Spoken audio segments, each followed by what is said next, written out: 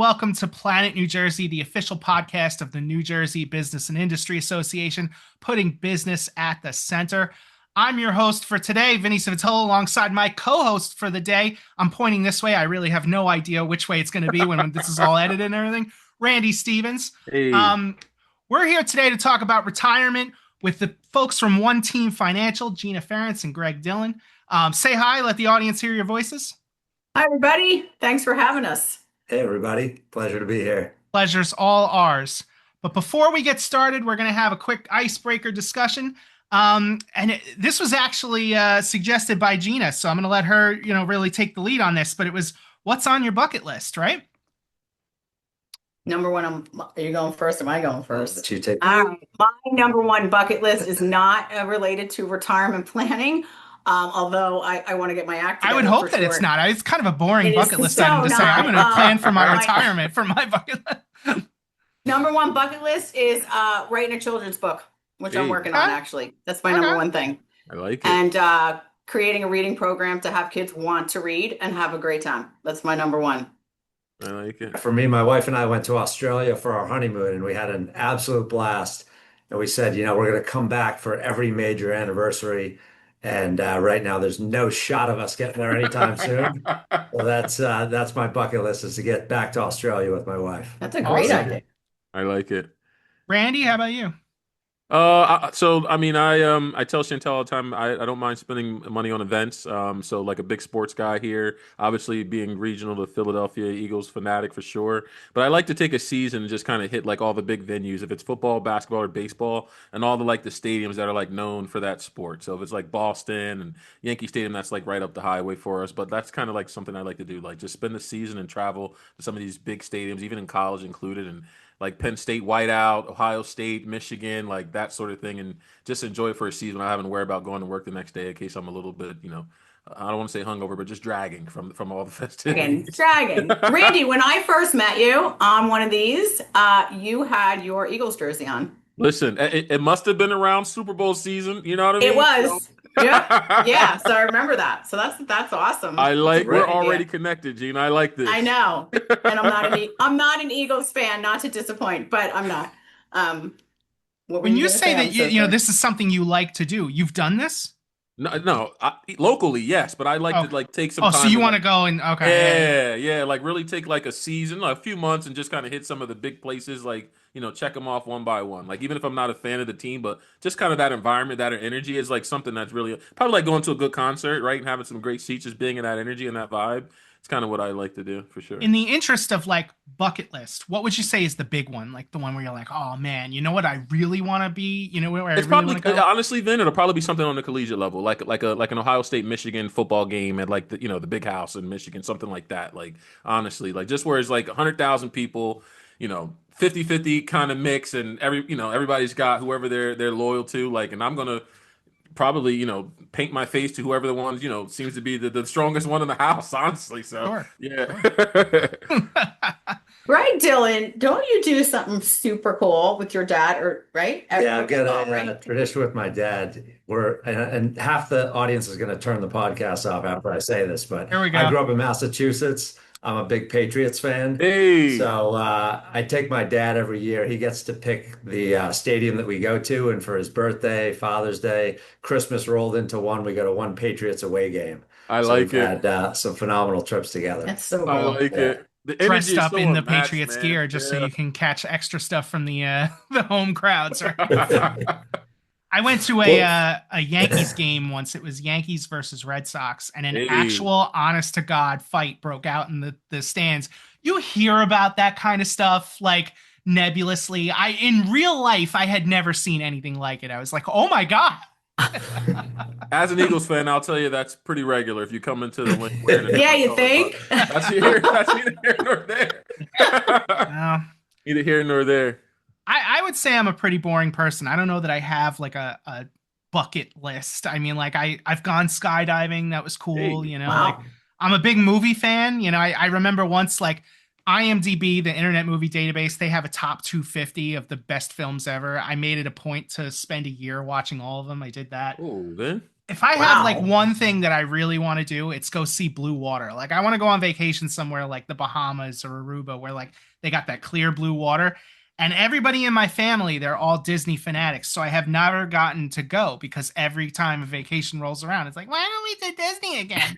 So like, one day, right? There you go. Australia with Greg. I think he can That's tag along. right. I don't know if I'm brave enough for Australia. They have like spiders that fly and there's They all do kinds of have crazy things in spiders. Australia.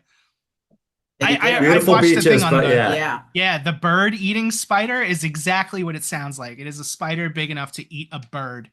No, thank you. But hey, you know what? If you're gonna go on vacation, if you're gonna do a tour of the country and go to all the greatest Hey, stadiums, you're gonna need to save some money. Probably good idea to do it for retirement too. So Gina, Greg, why don't you tell us a little bit about OneTeam Financial? I like that Sure. segue, Vin. That That's was what I'm pretty here good, for, Vin. really. That was really good. Very That's why good. they pay me the medium bucks at BIA. All right, Greg, you kick it off. Yeah, so our firm is really set up to help the folks that are either nearing retirement or already in retirement. There's a lot of folks out there that do a great job of helping people to accumulate money, but there's not a lot of help we found in a bit of a gap in helping people shift from saver to spender. Mm, And that's a difficult shift to go from for folks that have been, diligent savers their whole life. It's tough shift in mentality where now all of a sudden the paycheck stops coming in and they've got to figure out how to sort of recreate that paycheck with what they've saved over the years. And a big focus of ours is on the tax piece as well. okay. Because if there's one commonality amongst all the business owners that I meet is they don't want to pay any more in taxes than they need to. They think that themselves and their family And can why spend would the you, money spend the money a lot better than our government can. So that's Hey, Wow. I actually would have thought that the bigger issue would have been the other way around. People have been big spenders all their life, and now suddenly they have to work on that fixed income. Do you see I agree that a with that, lot? man. Yeah, I'd say that surprisingly we see the reverse more than we Oh, see what you mentioned there. hmm. And those are the people that we I've got enjoy some working work to with do. because and the people that have scrimped and saved, they've they've decided to postpone, the dream vacation and things like that. So it's terrible when you see someone that's worked that hard to save this money for retirement, and then they're so petrified of actually spending it that they live a less than ideal retirement. And that's one of the things that we're very passionate about is helping them to live that dream retirement. But And I Greg, let me also ask, think I'm so. sorry, Sorry, Gina. go Go ahead, ahead. Rand. Excuse me. No, go ahead. So, and I was going to say, Greg, so let me ask you this question. So, I mean, is there a certain dollar amount? I was looking over some of the information for One Team Financial. Is there a certain dollar amount that you guys begin to work with folks at in terms of an accumulated wealth to get things started in terms of building a relationship with you guys? What does that look like? Yeah, there's no specific dollar amount, but we find that we can add the most value to the people that, like I said, are on the brink of retirement or already in retirement. Okay, They've got IRA accounts, they've got 401k accounts, they've got a brokerage account, they might have some life insurance. And what they're really looking for is someone to kind of bring it all together and make sure that all of the different pieces are working in concert with each other, as opposed to just having stuff, which is, most of the folks, when we initially meet with them, they've just got stuff all over the place, but they don't gotcha. really have a plan. So typically, folks would go to different, let's just say, services or service options for insurance or retirement and all that sort of thing. If I'm understanding correctly, and from what I read, One Team Financial is kind of bringing all that together and managing it under one roof. Is that right? Yeah.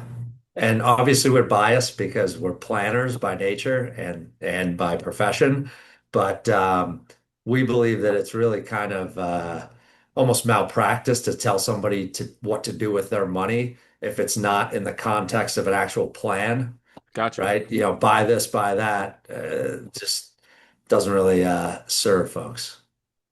And So what I I was guess going to say, right, I'm sorry, but right along those lines, Randy, was, and to really what you just said, Greg, is what I've learned the most here, amongst many things. But one of the focal points, I joke, but I'm serious, is really the coordination of putting all of Gotcha. those pieces into one single plan.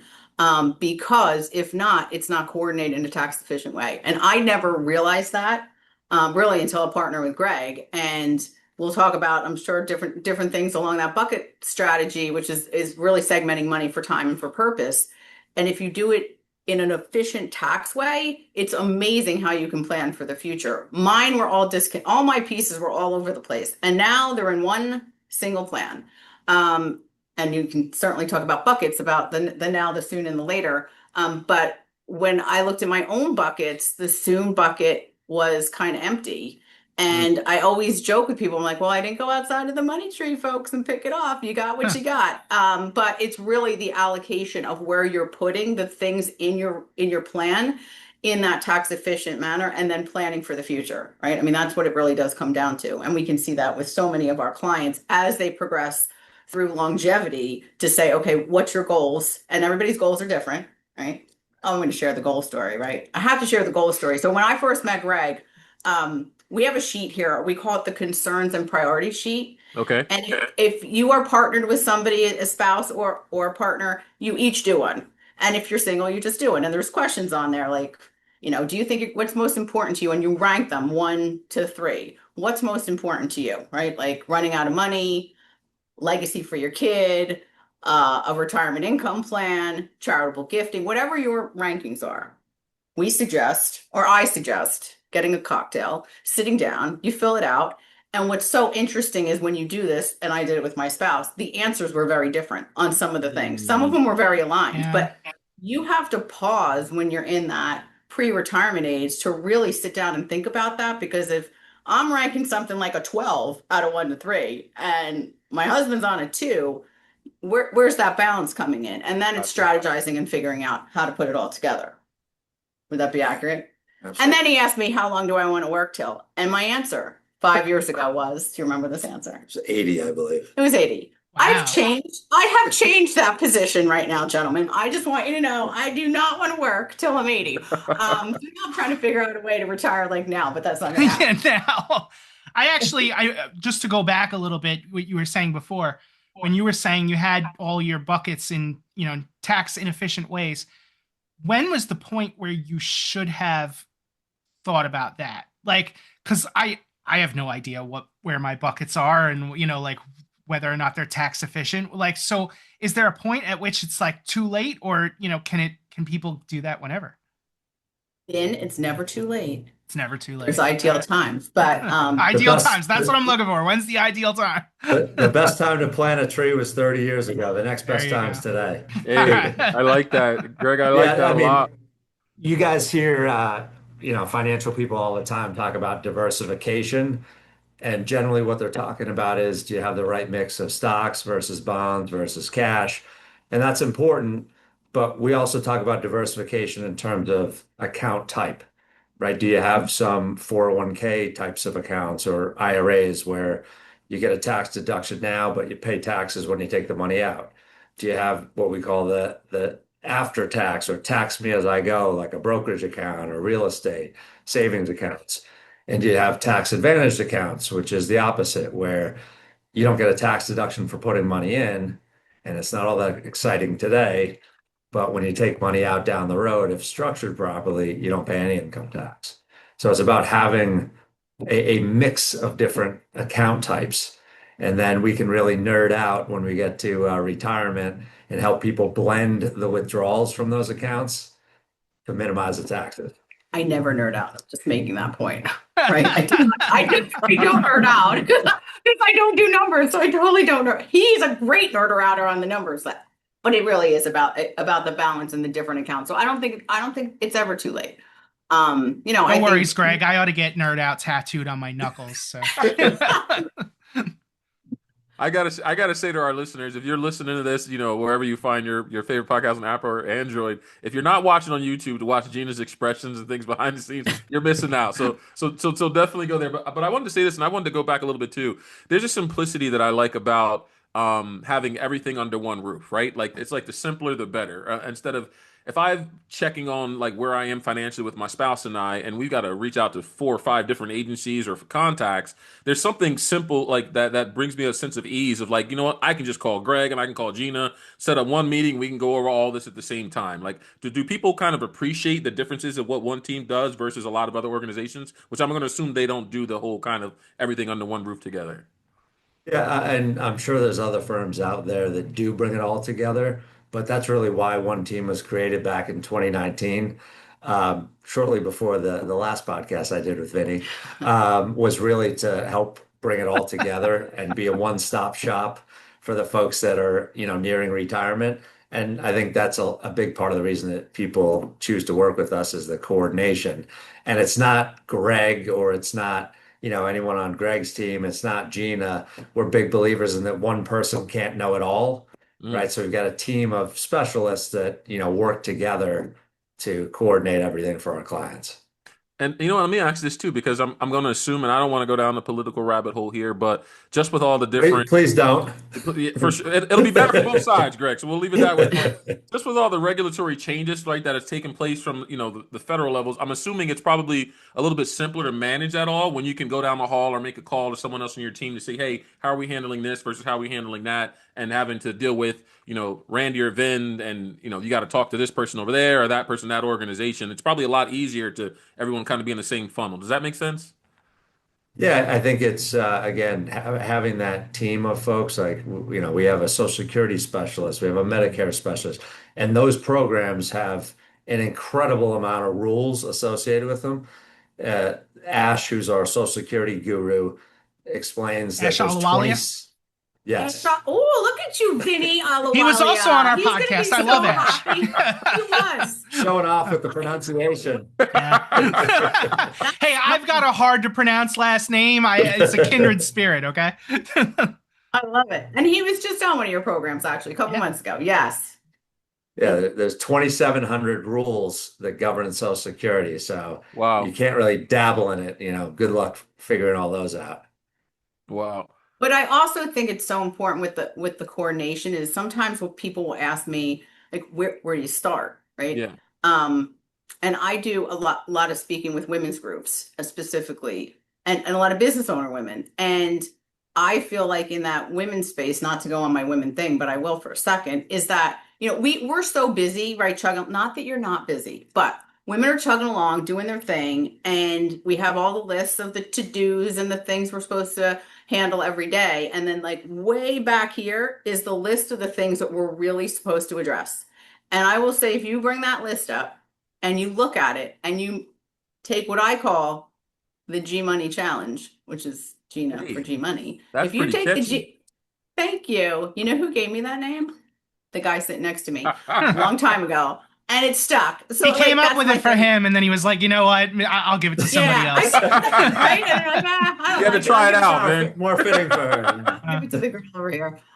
So anyway, if you really look at your list, whether that's, looking at your accounts or blowing off the dust on your estate docs or thinking about long-term care or reviewing life insurance or getting life insurance, because that I think is so instrumental, and you can certainly touch on that in your overall planning, do one. And then you do one. I do one a year. And then you do one and you go, oh my gosh, I feel pretty good. Now I can tackle the next one, because I think what happens right in anything in life, you start to do them all and then nothing gets done. Yeah. And I think that once you hit each one of these, you really do feel so good, because then that whole plan and you're building out that roadmap and it all starts to come together. And I did mine already for the year. So I'm like way ahead of where I normally am.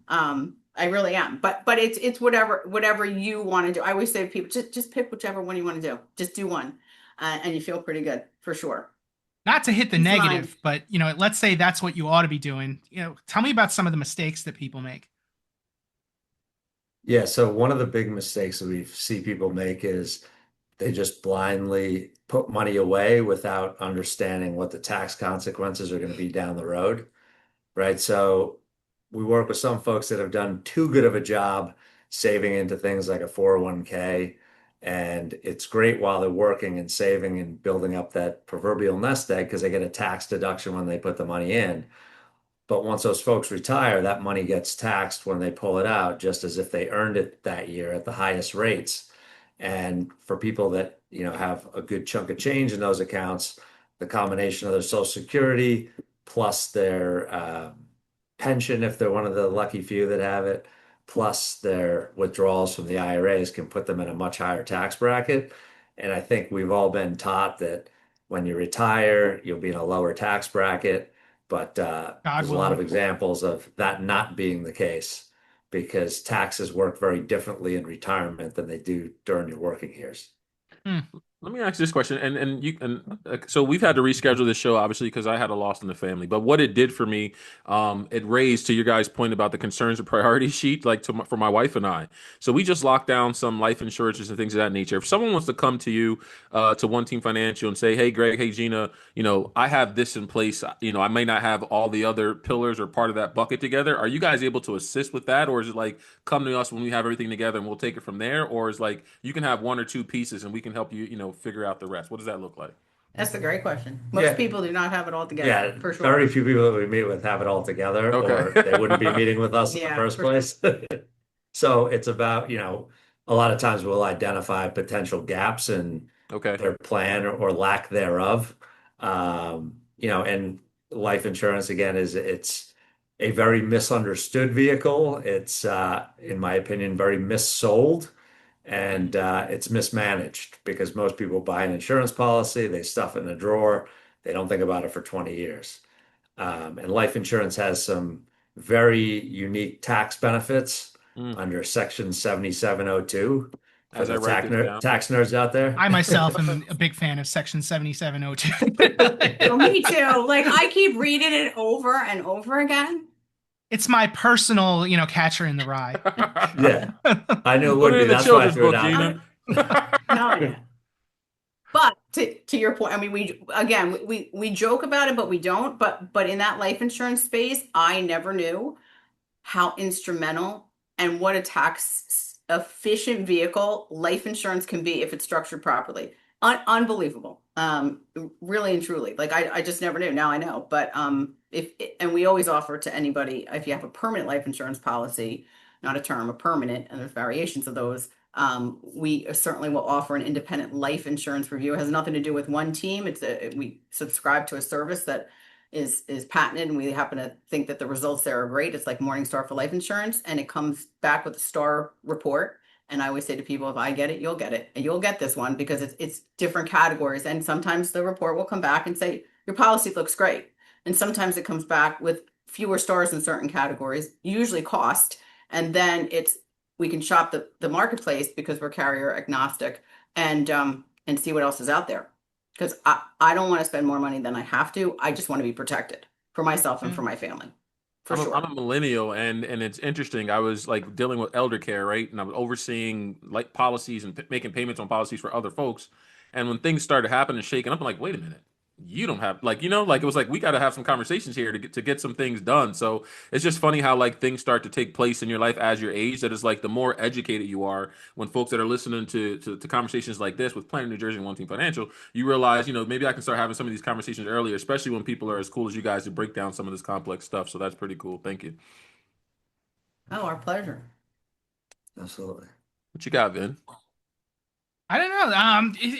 If you got one tip for us, what would the one tip be? Like, something, I as the average person could take home today and work on. Oh my God, I have so many. Well, then give us more than one. I'm totally fine All with that. right, I'm going to give you a couple and jump in. You want to go first? I feel like I'll I leave it know to you. Ladies I first. talk more than Hey. you do. So I would say to do something because you're never healthier than you are today. And really to just do something. And I think sometimes we have those things on that list and we pull it out and we go to do it. And we might think it's an automatic, right? We might think we're going to qualify for whatever life insurance, long-term care, whatever the case may be. Maybe not. And you could think you're semi-healthy or pretty healthy, and it depends. And the older you get, the more complicated it is. So many times when we're in audiences with younger people, my first reaction is always like, oh my gosh, you guys are really young. And then it's, hey, if you just got married or you have a kid, think about this. Think about that planning. Think about it for your parents. Connect with your family and say, what's in place. I think one of the major disservices that people really do in today's world is the lack of communication. So one of my biggest tips is think, decide, communicate. And we talk about this a lot in the long-term care space. Think about what you want to do, make a decision, and communicate it. Do not leave it a secret. It's just communication. And if the more your family or your friends or whomever those people are in your board of directors in your own life, I think the better off you're going to be in the future. And I think my last tip, and I have to do it because I feel like it's just so important, is on long-term care. Same theme, think, decide, communicate. Over 75% of us are going to need some type of long-term care. I will tell you from personal experience, which Greg Dillon happens to be afforded the opportunity of hearing my stories of my personal life. It is the most exhausting physically, mentally experience you will go through. And until you do it, you're not going to know it. But it really is about making decisions about who's going to administer that care, whether it's, the guy across the street or you're going to go into a facility. And then putting those things into place, because it's everything from the financials to power of attorneys to HIPAA forms to updating your will to every component of your life. I could probably talk on it for hours just on itself because it's so important and because it affects so many people.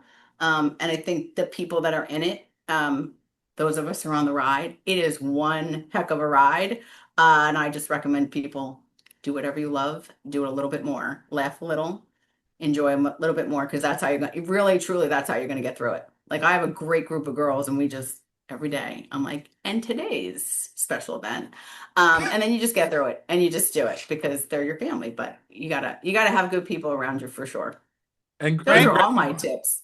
and Beat that, Greg Dillon. hold on, Greg. Just before you go, I've got to say this because she just brought up long-term care, and it just makes me think about it.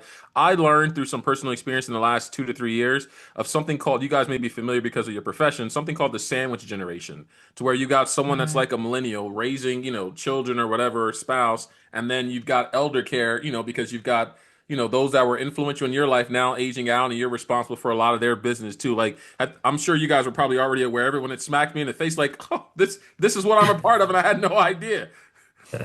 It's so fun, right? It's like, what's in the middle of that sandwich? Right, Randy? Like, I don't know. Like, you got to think about it. I'm telling you. Gina, Yeah, can it I could jump into one of these buckets? Can I hide? only if you can jump out of the bucket. I'm Oh my telling you. gosh.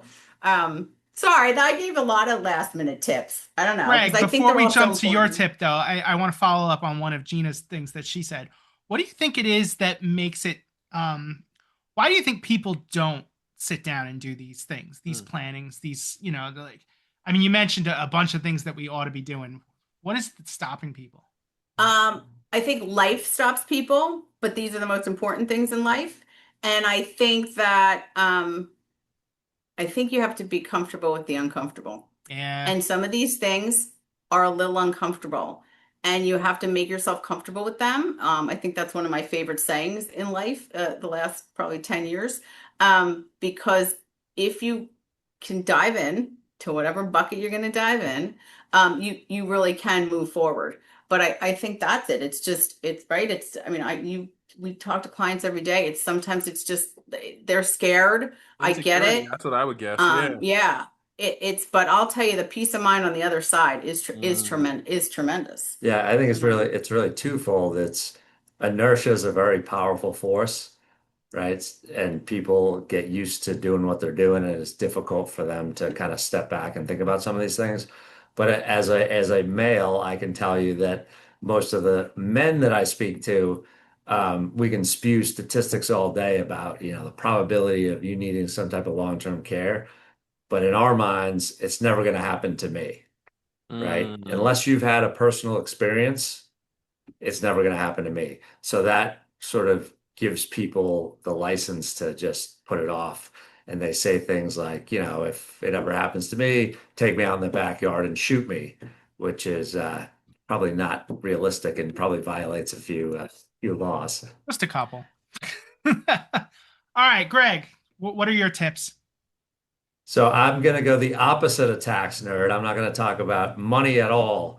My tip is that before you decide that you're going to retire, as you start to approach, start thinking about what you're going to retire to, Mm. right? So it's not just what you're retiring from, but what are you going to retire to, right? What are you going to be doing for, the 8 to 16 hours a day you're awake when you're not punching the clock every day? And I think it's a challenging thing, especially for business owners, because a lot of your identity, a lot of your life is blood, sweat, and tears have been poured into your business. And I think it's unrealistic to just say, I'm just going to flip the switch and now I'm going to sit on the beach every day for 365 days a year. There's a So, quote that really stuck with me. Willie Nelson once said, "When you slow down, you go down." Hey. And That's a good quote. yeah. Maybe that's why I said 80, that I was going to work to, like, seriously, like now I look back, that was a few years ago, but maybe that's why, because you do have to look forward to it, right? What are you going to do? Right. And I think one of the worst things you can do is listen to your neighbor, from a financial standpoint, but also from, a retirement standpoint, because their interests, their personality, their background might be very different than yours. And their ideal retirement, you might live it for 3 days and say, I hate this, I'm going back to work. Hey. All right. Well, let's just say somebody wants to get started today or tomorrow or next week. How can they get a hold of OneTeam Financial? So Gina is our gatekeeper here. She's the woman that makes it happen. So if you want to email To him right now. It's very sweet of you. if you want Thank to you. email Gina, Gina at OneTeamFinancial, all spelled out.com. She'd be happy to set up anyone that's listening to the podcast, just mention the podcast. She's happy to set up a complimentary consultation and we can talk high level about your individual situation and see if there might be a spot where we might be able to add some value. You can Cool. call me too. I mean, I don't really give out my number, but I will here. It's just between us. 908-392-0901. I'm going to say it again, 908-392-0901. No, seriously, you could feel free to call. I think it's great to have a conversation and answer people's questions and get direction and thoughts and get the conversation going. That's what it's all about. We have one rule. Communicate. I like that. We have one rule. What's our rule? Nice people only. Oh yeah, we do have that rule.